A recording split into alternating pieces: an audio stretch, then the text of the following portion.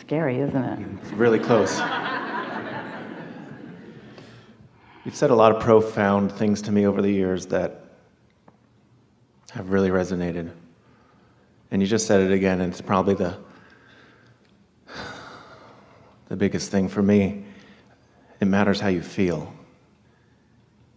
Because how you feel is your indication of how much you're allowing yourself to be in the realizing state. Ooh. Everything you've said is true. Yep.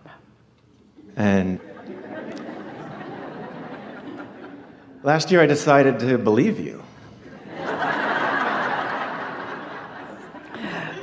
We have such an easy job because we have law of attraction on our side and there's not one shred of evidence to the contrary of it. And there really isn't. Yeah. So when I started to really care about how I feel, the path truly lit up. And my life began to change in profound ways. A side effect of this seems to be... Joy? Yes. Next.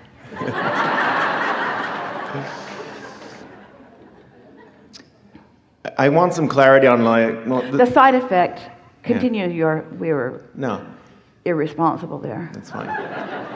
So this is going to be a two-part question. What is the side effect? The side effect is old thrills are no longer thrills.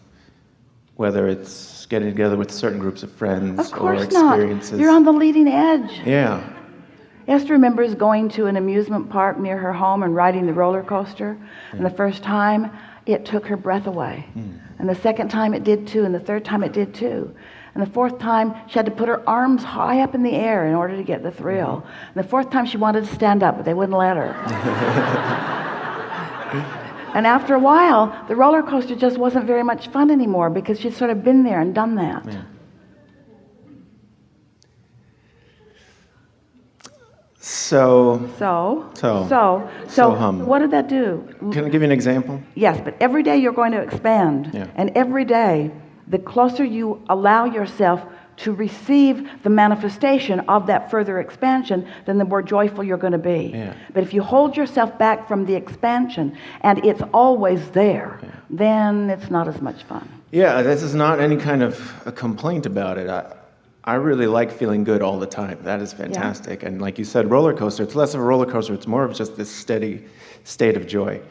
But when I get together with friends who I love, I sometimes sitting there, and I'm not that I'm feeling like I am some higher conscious being now above them, but I find myself relating to them less. And I don't want like my friends to disappear. Well, here's how it works. Esther keeps getting these glimpses of the whole world. She likes the idea of that. Knowing about this and really tuning to that high frequency so that everyone's tuned in, tapped in, turned on. And then law of attraction, just bringing you together for different things that are currently part of your interest. Rather than in a dependent way, focused upon someone who's there when you need them and then just dragging each other around forevermore. Two things we want to say to you. Yes, you're going to move into new relationships constantly. But the other thing is, every relationship you have is going to be renewed. Let's say that a relationship with a person or a group of people, and we do want to hear your example, but first let us say this. So let's say that your relationship with a group of people is whatever it is. It's not as satisfying or fulfilling as it once was, let's say. Well, in the midst of that, you're launching rockets of desire about that very specific thing. I love these people. I like to laugh with these people. I like to grow with these people. I like to have interest with these people. I want to stay in the lives of these people. I want them to be in my life. So you're putting all of that in your vortex. But then in your observation of where they are, you're contrary to your own desire and blaming them for not being different. But you have the ability to focus unconditionally, never mind what is, focus upon your dream of that relationship. And as you find that frequency, one of two things will happen. They will join you in that frequency or they will vibrate out of your experience. But that's the way it must be, you see. You can't control how anyone else vibrates, but you can go a long way and a lot further than any of you are in finding a frequency about every single relationship that feels better to you and will enhance the experience. Two people could interact with each other and each other only, and each of them having their experiences and their vortex is growing and their vibrational reality is growing. They could satisfy each other indefinitely with the continuing expansion that each of them find. We're not saying that you're going to grow away from your friends.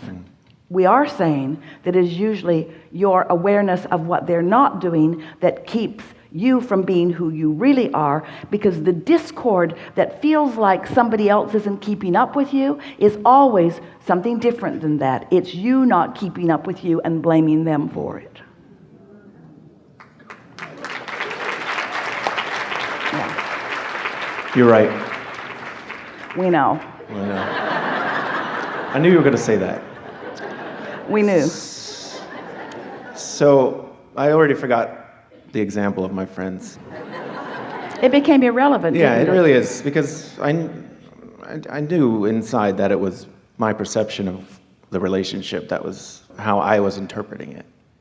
You have to remember that everyone you know has created a vortex version too, and Source is calling everyone to their most preferred state. And it might be a shock to you, but sometimes their most preferred state is not with you. They probably couldn't even admit it, but that's what's so wonderful about this wonderful vibrational variety or contrast that you're all living within. It's always working out. Something more? Yeah, so the relationship that I had with my daughter was very special, and some version of us spoke about this 8 years ago. And I had said to you, she was born with special needs, and you said, with special intentions. Yeah. And that was, you were right again about that. Yeah. So she left her body this summer. And before she did that, I was having this year, I'm on my path now, and I'm living my authentic life, and I'm feeling good, and I'm really tuned into my inner guidance system, and I'm knowing when things are right and when things are not right. Yeah. And I've always been so accepting of her and how she chose to manifest in this form. And we think you went beyond accepting. We think you reached true understanding and sincere appreciation. So there was this moment where it was this past summer, and I was holding her in my arms. And we were just having this moment of connection. She was nonverbal. We communicated vibrationally. And I've just tears streaming down my face, and I said, Mia, thank you for finding me here. Yeah. Thank you for finding me in this life. Yeah. And 2 weeks later, she was gone. Yeah. Not gone, just different. Not gone, but so I wanted to know, what was the connection to that? I don't think that's just a coincidence. Like, I had this profound acceptance of her. To help you be unconditional. Because it's so easy in this vibrational world to try to hold everything to these standards of conditions. And every now and again, in fact more frequently all the time, these consciousnesses are coming forth with the sincere intention of not conforming to the conditions that you need to keep you happy.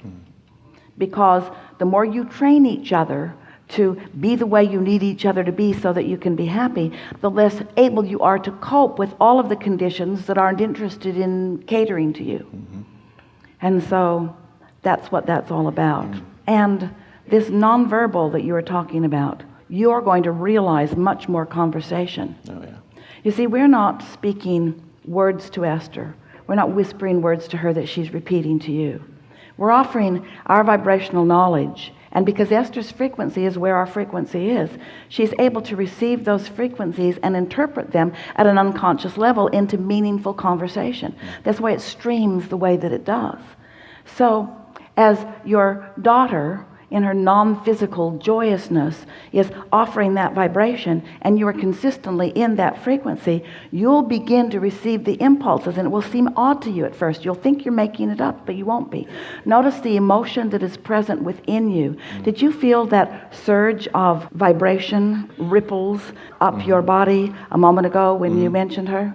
Well, that's your whole body interpreting her presence, you see. But you have the ability to interpret that vibration into meaningful conversation. Absolutely. She offers you what she knows.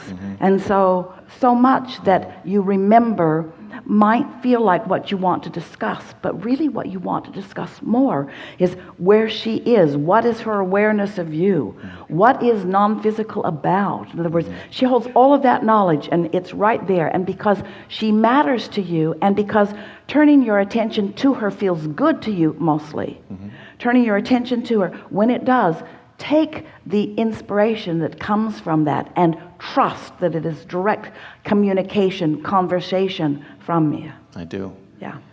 A lot of times I think about talking to you, and I think about a question, and I get the answer almost immediately, and I'm like, is that Abraham or is that me? And you guys are like, it's both of us. You don't need Esther to interpret us. No, I know.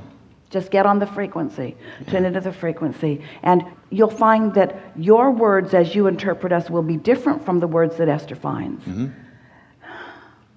if it's authentic. But the feeling of it will be powerful. Yeah. That's what I'm manifesting now, is the feeling of her. Yeah. I feel it right now. Yeah. Others are too, aren't you? Yeah. Do you see auras? Anybody see auras? The room might be conducive to it. Can you see any energy in this room? See anything around Esther? See anything standing next to Esther?